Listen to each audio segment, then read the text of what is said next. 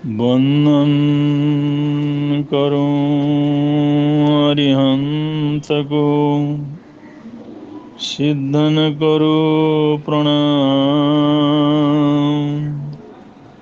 आचार्य उपाध्याय का ले सुखकारी नाम। सर्व साधु सरस्वती दया धर्म सुखकार, महावीर भगवान को मन मंदिर में धार। महावीर भगवान को मन मंदिर में धार।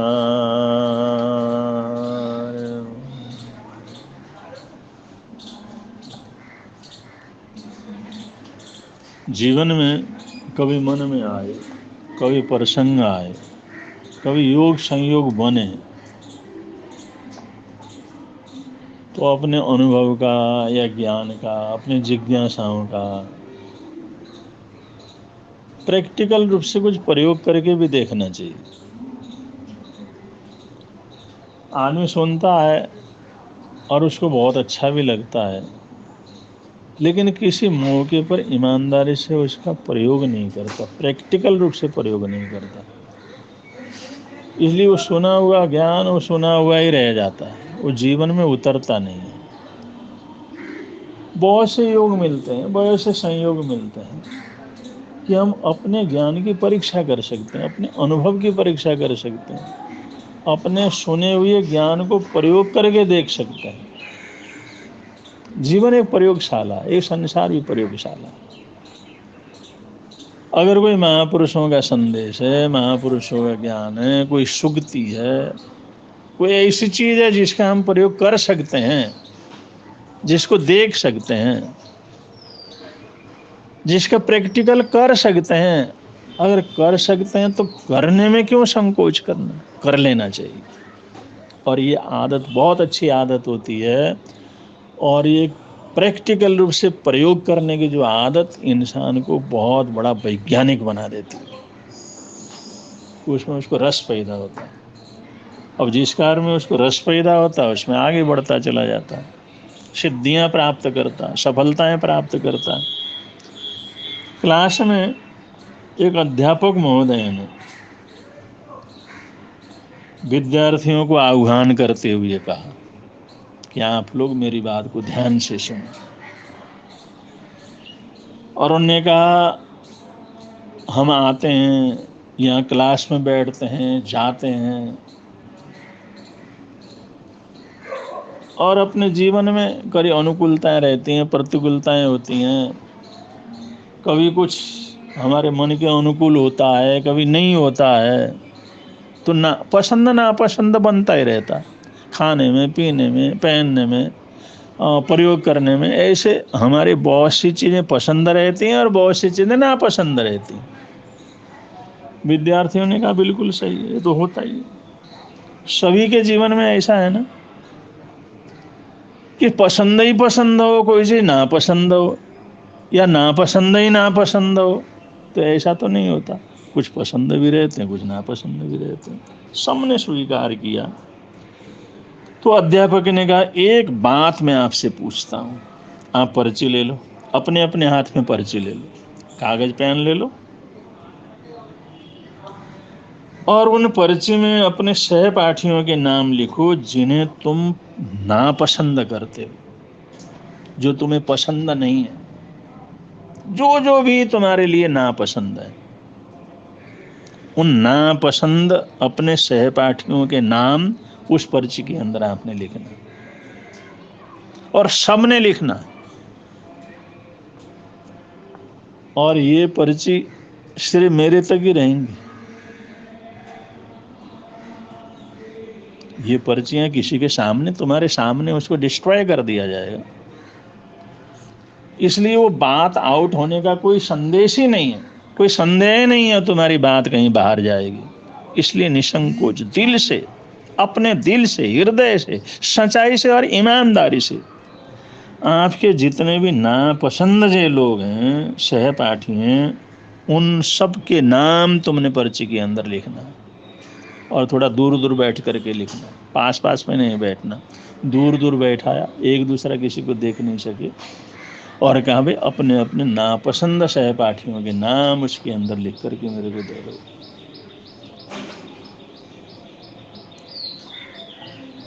प्रयोग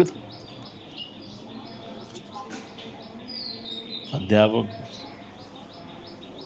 वैज्ञानिक शिक्षा की तरीके से अपने जीवन को मोटिवेशन करते रहते थे। उन्होंने एक प्रयोग किया और कुछ देर के बाद एक एक करके सारी पर्चियां अध्यापक के हाथ में आ गई।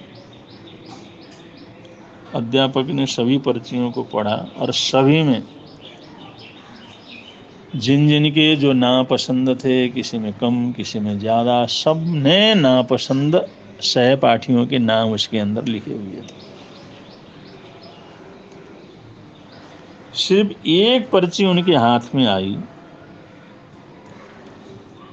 और उसमें उसने हस्ताक्षर किया हुआ था, उसने अपना परिचय दिया था, हस्ताक्षर किया हुआ था। और उस लड़के ने अपनी पर्ची में जो लिखा, उस छात्र की पर्ची को पढ़ा अध्यापक में, तो उसमें लिखा हुआ था, मुझे कोई भी सहपाठी नापसंद नहीं है, जितने भी हैं कोई भी सहपाठी मुझे नापसंद नहीं है, सभी मुझे अच्छे लगते हैं।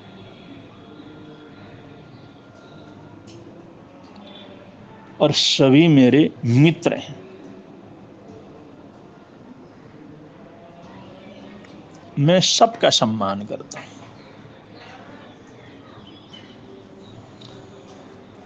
अध्यापक ने देखा एक ही लड़का है, एक ही विद्यार्थी है जिसने अलग से अपनी पगडंडी बनाई है, वरना सबने तो जो नापसंद थे उनकी लिस्ट बना दी, और जिनके लिए जितने नापसंद है सबका लिस्ट उसने बना दिया। और करीबन करीबन वो सबकी पर्चियों में उस क्लास के जितने भी बच्चे थे उन सबका नाम आ गया। और वो क्लास में जिन्होंने नापसंद मित्रों का नाम लिखा था, नापसंद सहपाठियों का नाम लिखा था, उन पर्चियों में क्लास के करीबन सभी लड़कों का नाम था, लेकिन सिर्फ इस लड़के का नाम किसी की पर्ची के अंदर नहीं था। अध्यापक ने बड़े आश्चर्य से वापिस उसको पढ़ा, फिर वापिस पढ़ा, फिर छानबीन की। उसने देखा उस तमाम क्लास में जितने भी सहपाठी थे, जिन्होंने नापसंद अपने सहपाठी का नाम लिखा था, किसी की पर्ची में इस लड़के का नाम नहीं था।